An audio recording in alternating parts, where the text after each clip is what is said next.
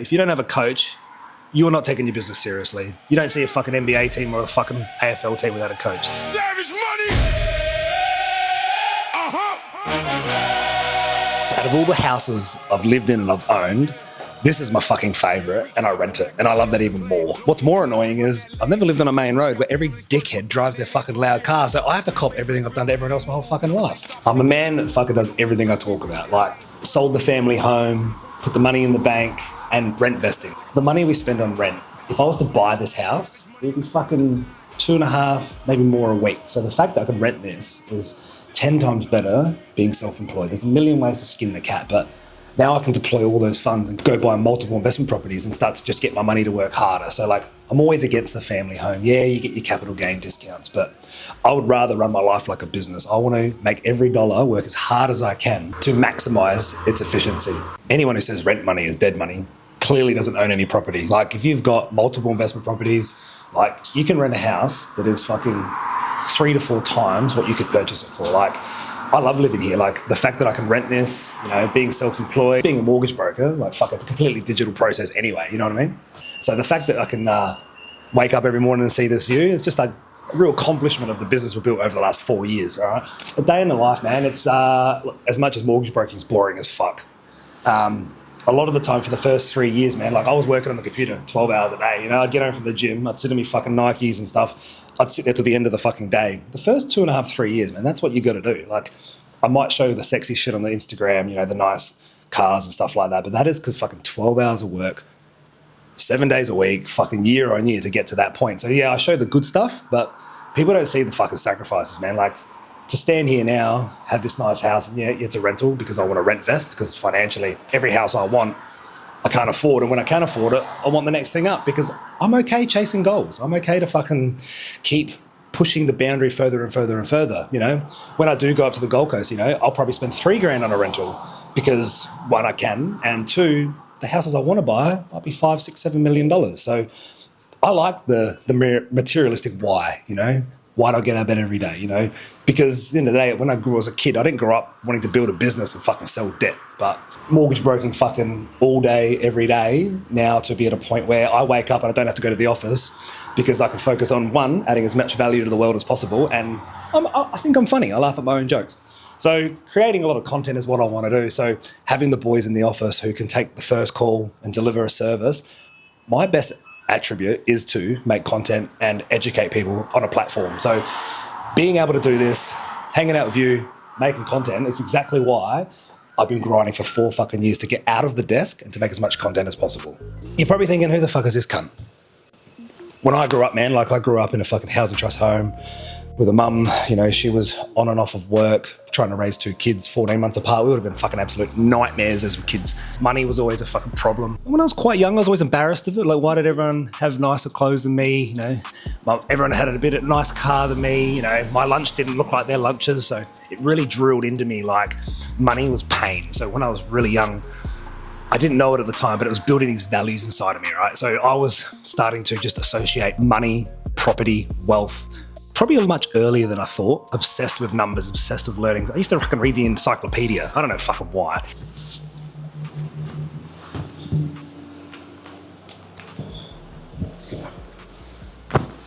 Hello, darling.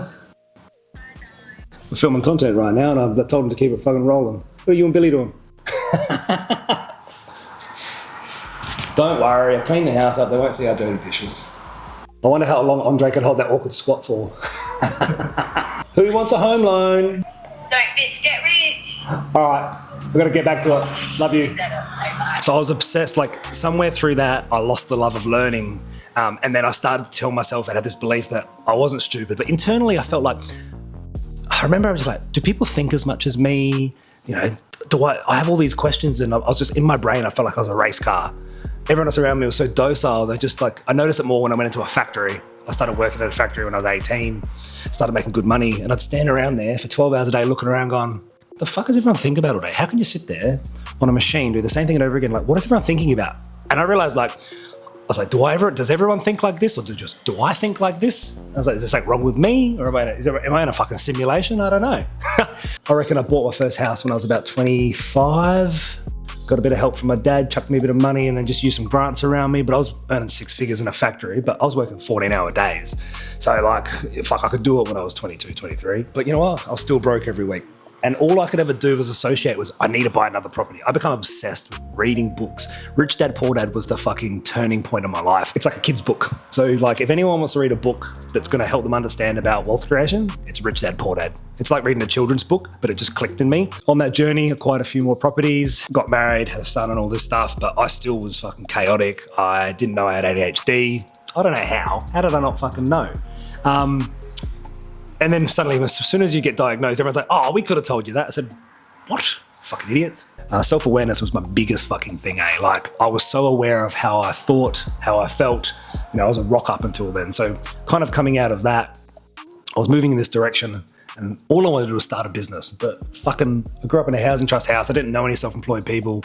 I worked in a fucking factory. I said, I didn't even know what I was good at. So I was just like, I was on this journey, I reckon for like almost 12 to 13 years, like knowing it was to do around real estate.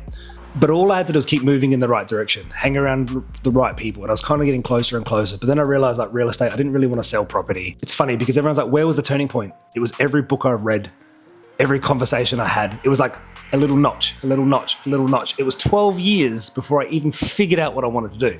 Most people would have got out. Like I knew it was just in the right direction because also I was working in that factory and people around me were like in their 60s, divorced, fucking miserable. They were fat as fuck.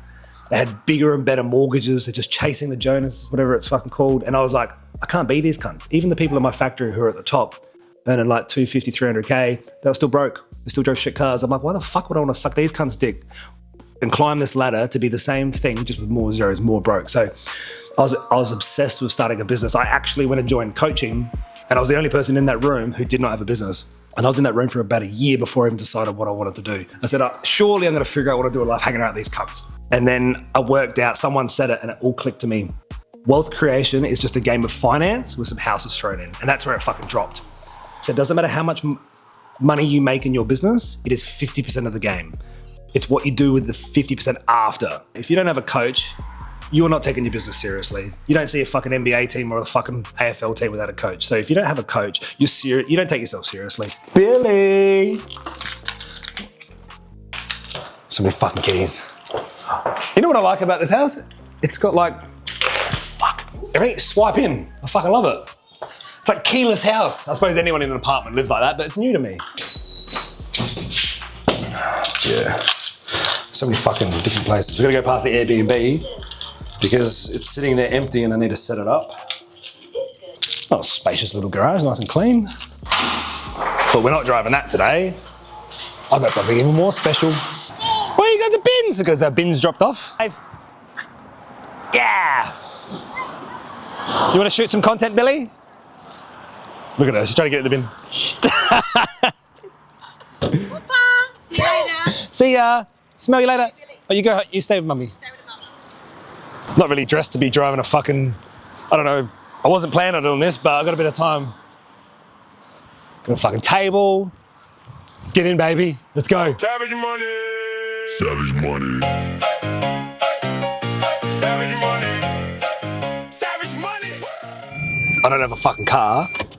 So fucking the RSQ8's alternator died under warranty, so it's fucking locked up like a fucking brick. So I went and hired a van because I needed a van anyway, because of course having ADHD, you know, I'm in a position where I could get someone to kind of fit the Airbnb out, but I left it to the last second, which is fucking pretty normal, and I've quickly got to go try to find all this furniture to fill this fucking Airbnb up. So left it to the last minute, so I thought I'll hire a fucking van and I'll just do it myself. So a million other things I needed on the world, and I've got a fucking table off Marketplace, I've got a bunk bed off Marketplace, we've got to quickly fucking get it all ready so we can get this fucking Airbnb sorted, but it's gonna look pretty good. Like, obviously we're gonna hire it as more of a premium Airbnb. It's 3-story, a fresco on the 3rd floor, on the water in Port Adelaide, so it's got all the things that tick all the boxes, so got to fit it out really nice. Terry will do her touch to it, make it look really nice, but yeah, at the moment it's just sitting there, so tenants moved out, so hopefully get it sorted in the next week or two.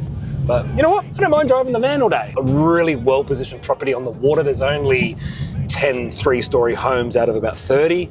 On the water, I bought that because I thought that you can't replicate that property. So that property is actually hemorrhages a bit of money, probably about $600 a week. I went with a fucking 90% loan on it. So if I rented that out normally, it's probably going to be, I'm probably going to lose about 20 to 25 grand a year holding that property. If I Airbnb it out, even on a safe kind of return, $70,000, which I think, like, honestly, it's going to fucking do really well because of the area. I just loved it just to break even in the first few years, because if you buy a property at 90%, it will hemorrhage money. So if I can supplement that income to get the cash flow higher, I've gone in with a 10% deposit plus fees. For me, that's all I give a fuck about. Look, at the moment, I'm just wearing the negative cash flow. I'm okay with that. But yeah, that's the goal. Set this up as an Airbnb. Haven't done it before. I've got the right person to fucking run it for me. He's a management company. He's also got the linen company. He's also got the fucking cleaning company. He's got all the companies around it. He's only fucking in his 26, and he's fucking got all the companies around it. So he's built his business. He's a client as well. So he's built his business around the Airbnb hosting, and he's got all the companies. So he's a fucking absolute fucking wizard. So when the opportunity come up, I was like, fucking bang, like buy it straight away. Just because it's like well positioned, they can't create any more. So low supply, 3-story, double car garage in the back. I just go, you know what? I like this property. Got it at a fair price. It's already grown in value about 150 grand in 9 months. Into the house. So currently just fitting this out. Just using marketplace and stuff, just trying to like get stuff that's good quality, but I'm not buying brand new shit, so.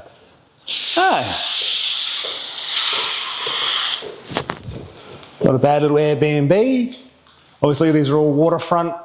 Gonna leave tables and chairs. I'm gonna leave some plants here. The Airbnb hosting company is gonna fucking put them on the watering roster. So this is a 3-bedder. So we're gonna have like a main bedroom, a second bedroom, all with TVs. We'll have like an NBN box here with internet, and then they just use their own Netflix and stuff. So TV in every room. We obviously have a master in here. We had a spare big TV from the office, so we just chucked that in. Not a bad view. So obviously when they build all those houses, you probably won't be able to see all that shit over there. But you know what? It has a nice little rustic feel, the old Port Adelaide. The linen service is all provided for an extra. So every time they come, the cleaners come, the linen's done. They actually provide all the hand towels, and look, it's actually quite good. So like the fact that I don't have time to think about this stuff. So they literally supply everything. They'll refill you coffee. They do everything. This room, there's a bunk bed in the van.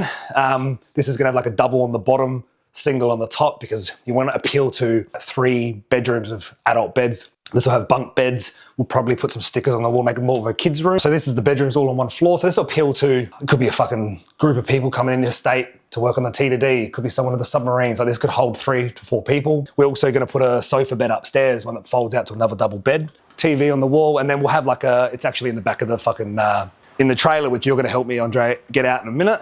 So we've got an outdoor kitchen over here, and this is the view. Obviously it looks like a fucking shithole at the moment because they're building, but I think when people stay and they see that this can accommodate kids, workers, you know, instead of putting it up at the Quest around the corner in a dog box, they're bringing people in, they go, well, we'll put them in a house together or something.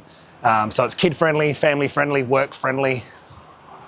It's not bad. It's a pretty good spot. It's a good piece of real estate. If I can supplement the income to break even, it's a win-win. So my goal is not to go out there and create positive cash flow. I'm self-employed. I create cash flow. So anyone who says that I just want to fucking get a high-yielding property, you're thinking about it all wrong. The goal is to buy a good asset that's going to appreciate over time. Good assets lose money. So if you can supplement that in the right area, why would you not do that? Now, if it is positively cash flowed, that's going to hurt your taxable position. So depending what structure it's in, how you've structured it, you know, you don't really want to make positive cash flow if you're in a 48 cents tax bracket. So it's all about where you're at in your journey of life. So look, I'm just going to show everyone the ins and the outs, how it works. I'll document the journey. We've got a lot of people who do Airbnbs, but see what happens, I suppose. Everything I do, I'm just going to fucking get the camera rolling and fucking do the wins and do the losses. I'm not here to fluff it all up, make it look pretty. Just want to hear and fucking add as much value and entertain you as much as possible. Fuck no, it's the Port River, but I don't even like going past my knees. My whole brain's always telling me, like, ever since I was a kid, like anything that happens, I think of the worst case scenario. It doesn't deter my life, but it's like, there's a word for it where you think of the worst case and it's a split-second thing. I think picturing they're going to get bitten by a shark, something like that. So like I always think like that. I don't know, it's an ADHD thing, catastrophizer or something. It's like a word. So yeah, I see that and I'm like, no fucking way I'm jumping at that motherfucker. The probability of a shark in there is fucking little to none, but I ain't fucking doing it. Well, look, thanks for a day in the life. First video we've tried in the long form. If I made you laugh and you want to hang around, give us a follow, subscribe, and we'll see where we go.